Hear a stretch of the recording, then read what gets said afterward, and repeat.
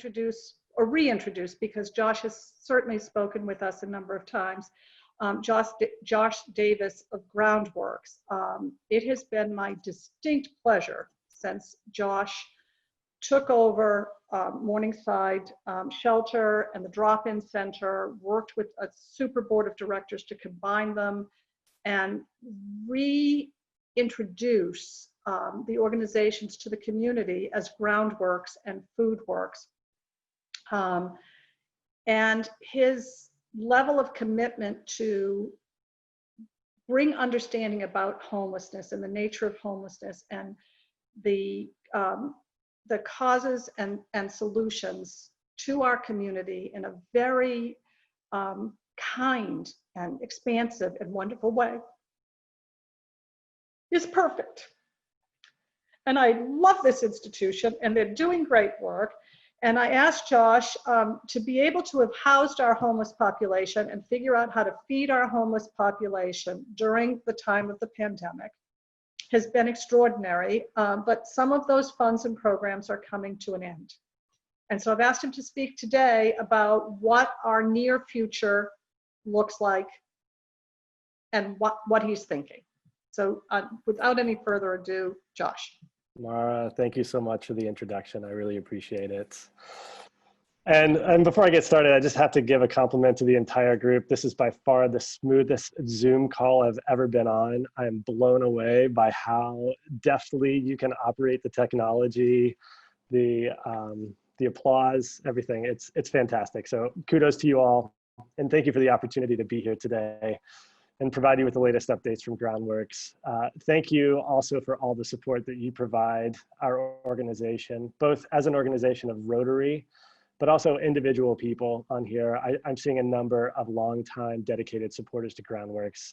It's a Herculean effort to do what we do, and it requires so much support from the community. And so thank you for being a part of that. I want to start by acknowledging that we as a country are in the midst of extraordinary and heartbreaking times. I'm going to focus my comments today mostly on Groundworks' response to the COVID-19 pandemic. And this pandemic has put incredible stress on our major systems: healthcare, housing, education. The list is long. And that stress has exposed massive cracks and flaws. The fallout of the epidemic will be felt for months and years to come. And at the same time, much of what I have to offer today is a message of hope and opportunity for the people we serve as we rebuild and reopen. I also want to acknowledge the anger and protests that we're seeing across the country in response to police brutality toward Black people and people of color and structural racism. The root of injustice sprouts from a legacy of structural racism in this country. And as we work to ensure all of our neighbors have their basic needs met with dignity, we see firsthand the effects of a system that produces a disproportionately higher number of people experiencing homelessness who are Black and people of color. Groundworks stands in support of substantive changes to our society that work to dismantle structural racism and inequity. We are not immune to racism in Vermont. Dr. Martin Luther King said, "Injustice anywhere is a threat to justice everywhere." And I would like to echo Governor Scott's call for each of us to reflect on the roles that we can play to end hatred, racism, and bigotry.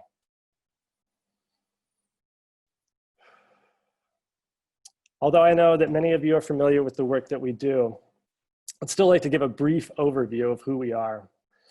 Groundworks is an organization of dedicated people working passionately each day to meet people's basic needs with dignity.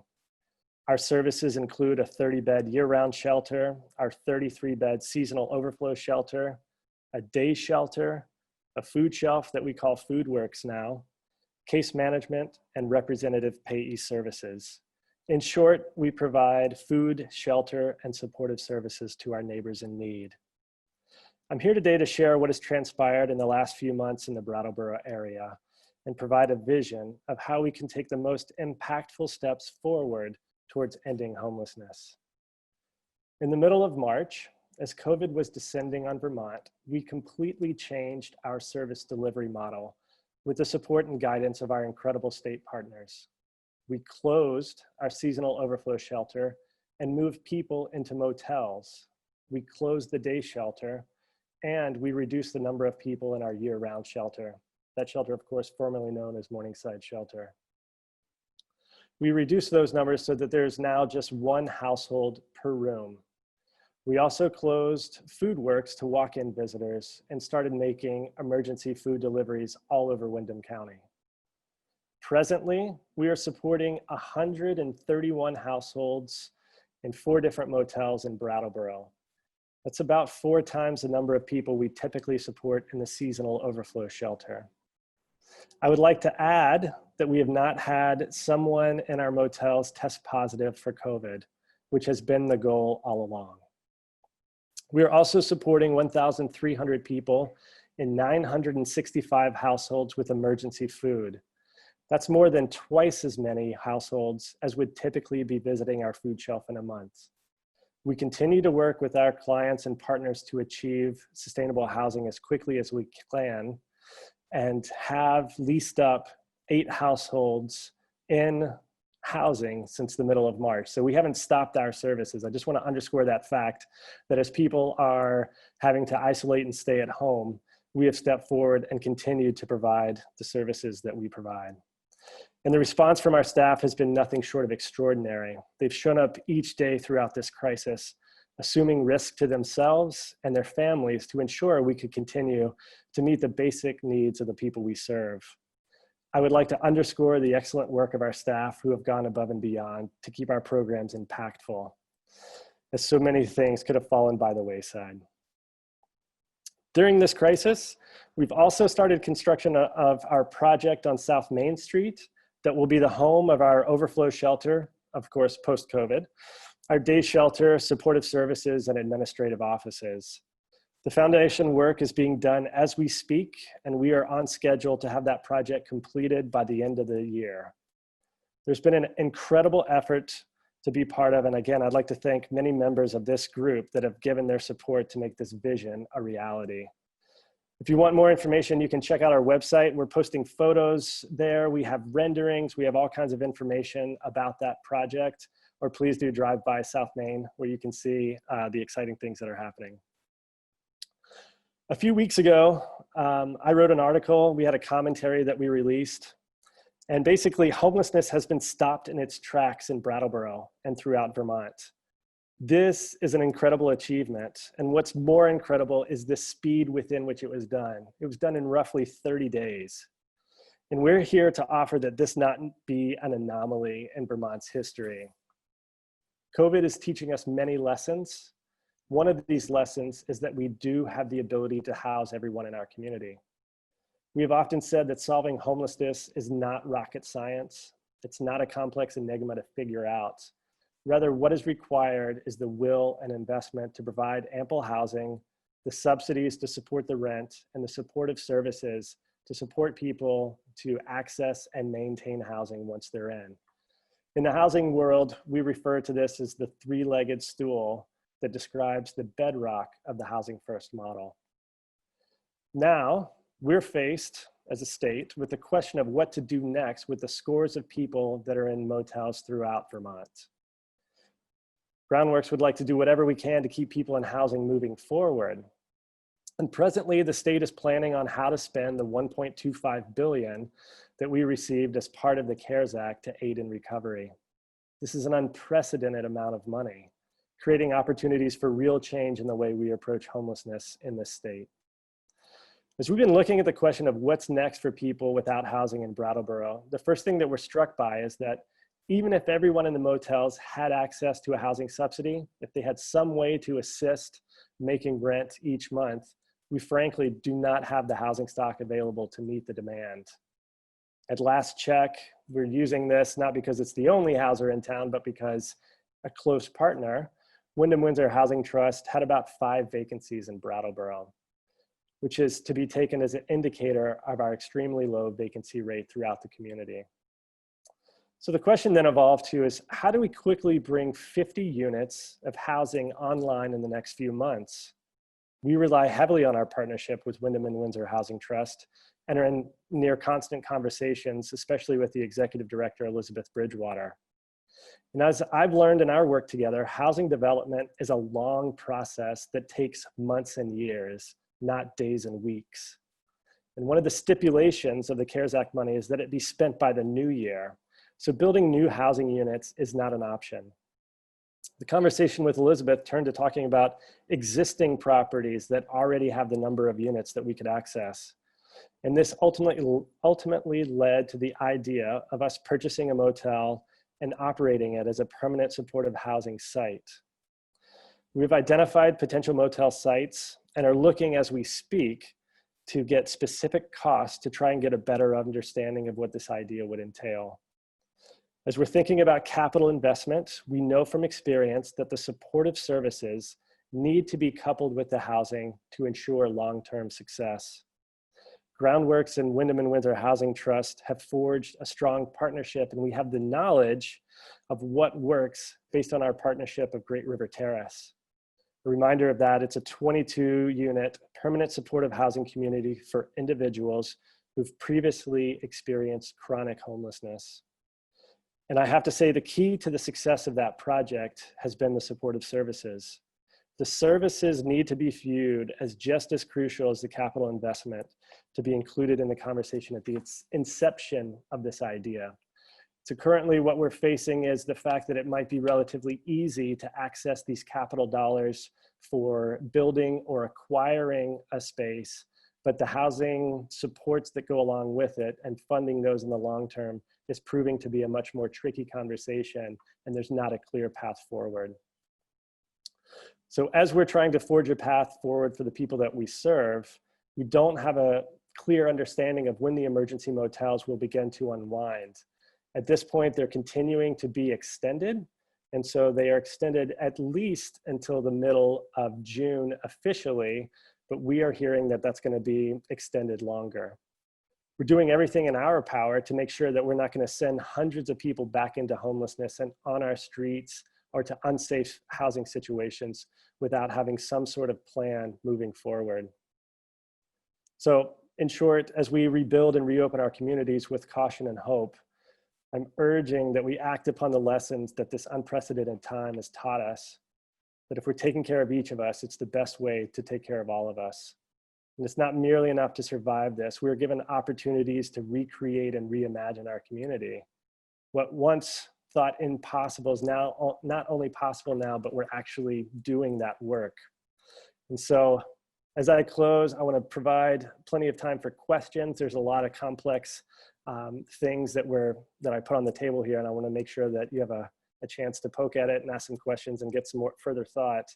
But I would also urge you to take this message to Montpelier, and whether that's the governor, because right now there's not a comprehensive housing plan to assure that all Vermonters have housing in his plan, or it's to our local legislators as they are really grappling with this issue of what to prioritize and how to spend this unprecedented amount of money to really underscore the fact that we need a comprehensive housing plan moving forward. So with that, I will pause. Thank you, and I'm happy to answer any questions. Thank you, Josh. I encourage you to use the chat box to indicate if you have a question. That way I won't miss you. But please, we do have a few minutes and we can open up the floor.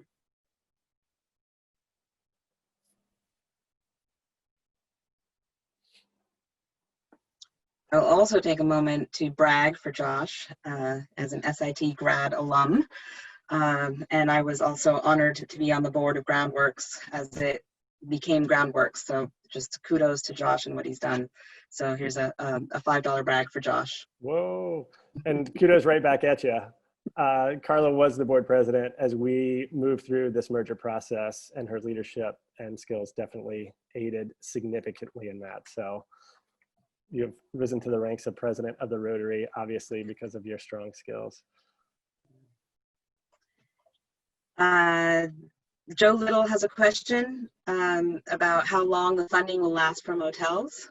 It's really uncertain. And I think that that's one of the things that we are struggling with right now, both as an organization. We're coming up on the end of our fiscal year and we're trying to plan for next year. And we are not sure, we're not given specific guidance beyond. Right now it's approved until the 15th. That seems like another 2 weeks is going to be approved after that. So we don't really know when the state is going to say we can no longer pay for the motels. I'm thinking that this is going to be with us for a while until we have more concrete treatment in the community or a firmer grasp on COVID-19. Is that until we get a vaccine potentially? But the state is spending significant money at a time when they are also staring down the barrel of a significant deficit. And so I'm not entirely sure how long we're going to be able to maintain the motels. Mara has a question. Yes, thank you very much for all the information. And I'm glad to know that comprehensive housing plan is how we need to talk to our legislators, excuse me. So my question is, if in fact, with this extraordinary pot of money and a comprehensive strategy, we decided to make 2 or 3 more motels in town into the River Terrace style place, are comprehensive services delivered on site, or does your staff, still reside down at what will reside at the new building?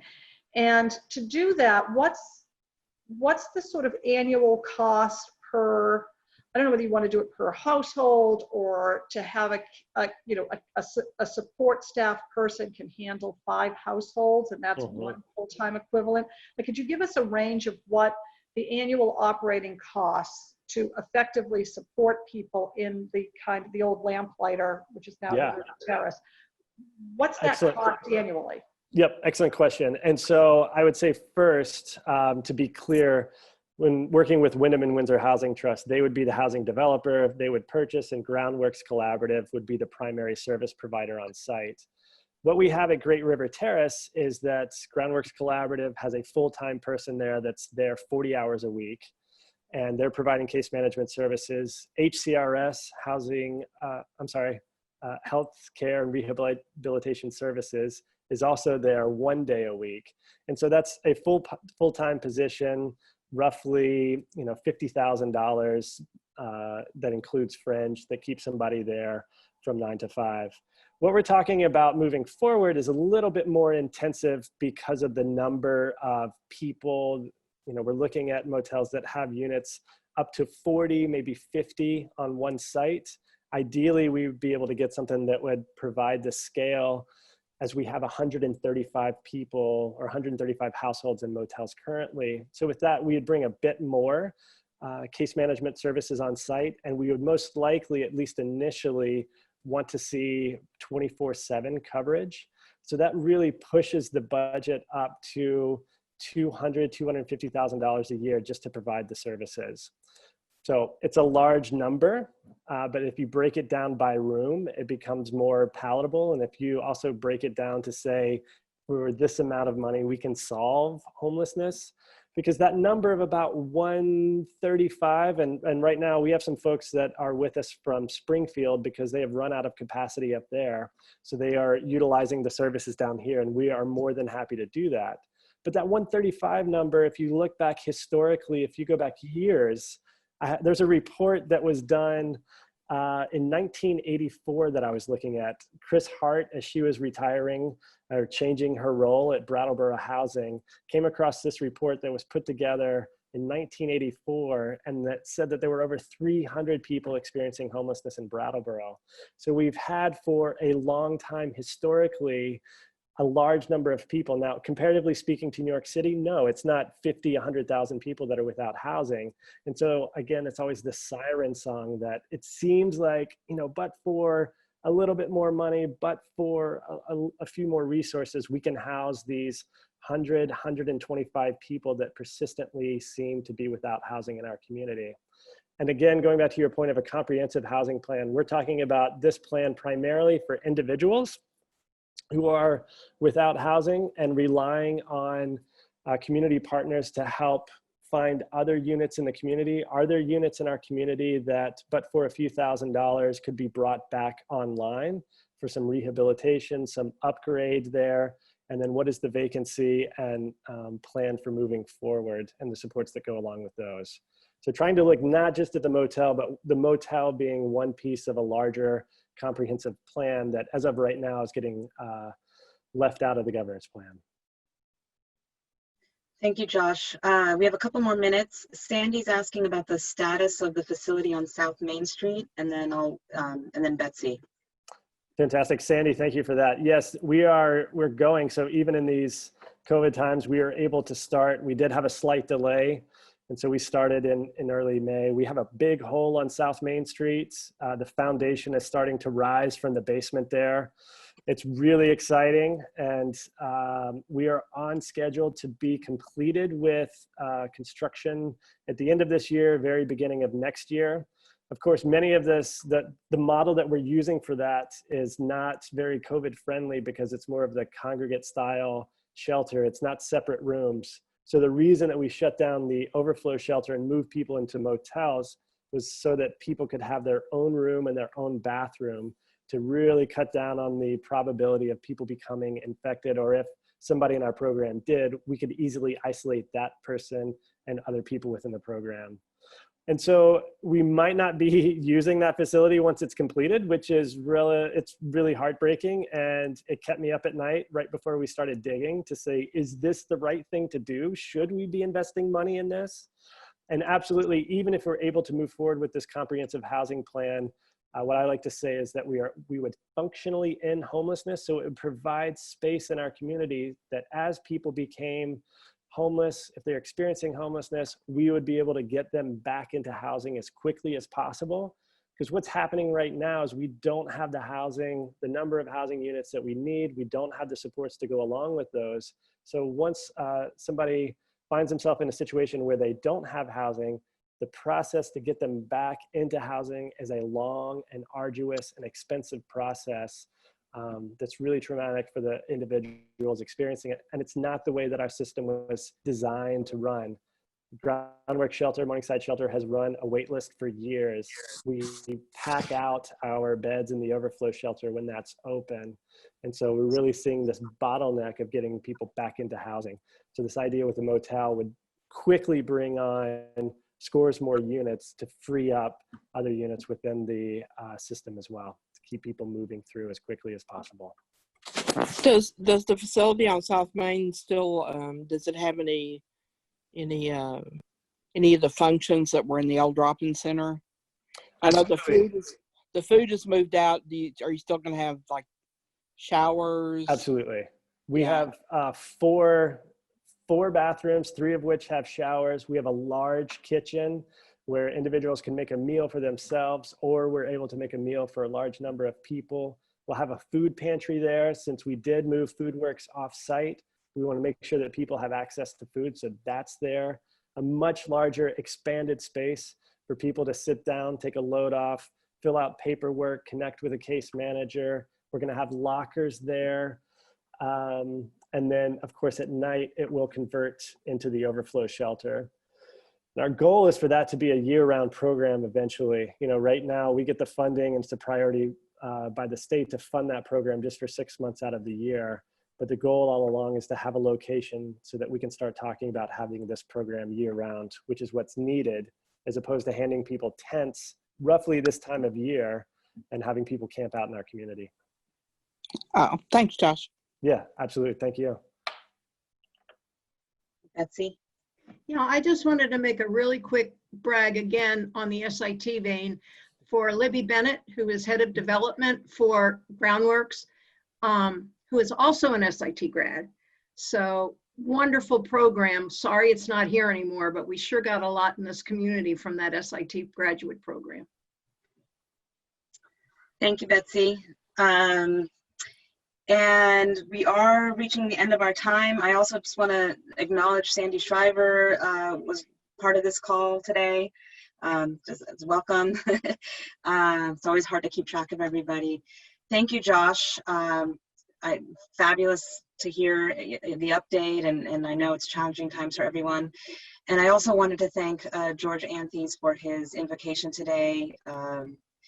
Powerful. There's lots going on in the world, and there's a lot that we can do as individuals and as Rotarians to make sure that we treat each other with respect and break down some of the systems that are not working. But thank you, and we will see you next week.